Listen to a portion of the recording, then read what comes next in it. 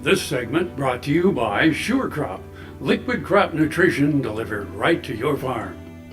We're back and now talking cattle market reflection and outlook with Duane Toews and Randy Blach with CattleFax.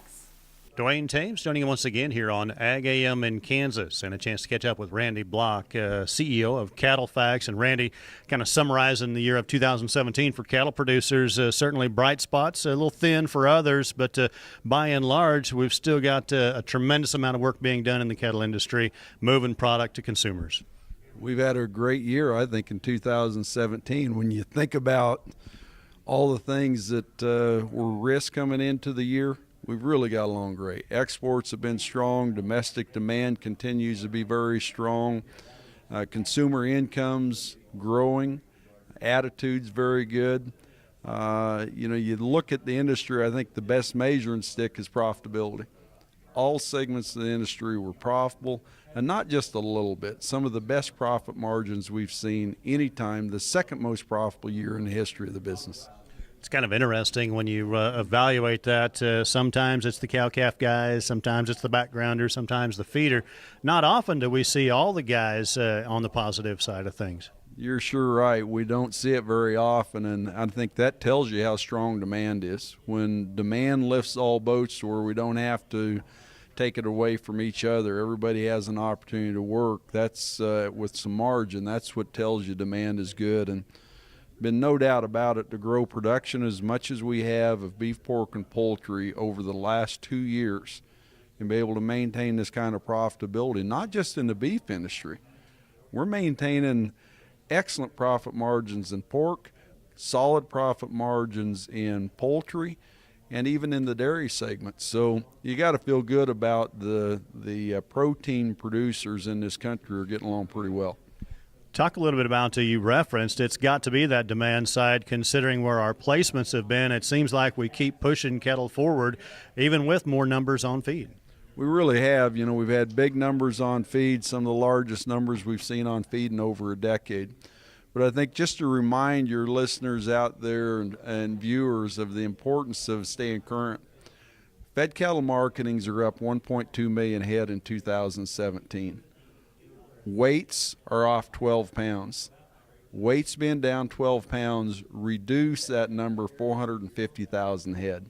That's pretty amazing when you think about that a few pound change in carcass weights can offset that kind of production increase. Taking that crystal ball, if you will, 2018, where do we go from here? More numbers, another million head of fed cattle, or approximately probably 900,000 more fed cattle to harvest this year, increasing carcass weights. Obviously, exports will need to continue to stay strong along with domestic demand.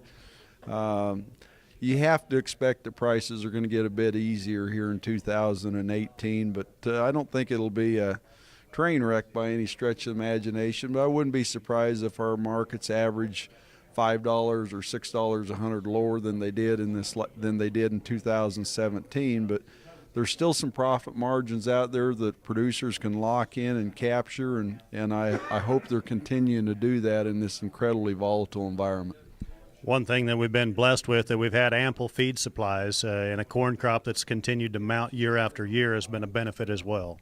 Oh, it really has. It's been a situation. We've had big corn crops and been able to improve our roughage supplies in many areas, so that's been helpful. I know it's been a stretch in here for our farmers. That segment of the industry has gone through 4 years now, very, very difficult margins, and these things tend to change. So I think we need to recognize that too, is that it's not going to stay one-sided, and the markets give us an opportunity in here with some of these cheaper feed supplies. We don't want to get complacent in here. We need to make sure we're keeping some of that tied up to where we don't have too much risk going forward.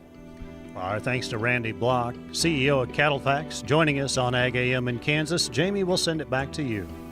Thanks, Duane. Come back after this break for this week's Kansas Farm Bureau update. Tarwater Farm and Home has been family owned and operated since its beginning in 1978.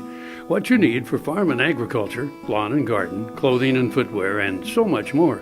You'll be surprised at what you'll find in this huge store. They have what you need and lots of it. So come take a look. you'll discover that customer service is first and foremost. Always has been with the Tarwaters. Tarwater Farm and Home, 4107 North Topeka Boulevard.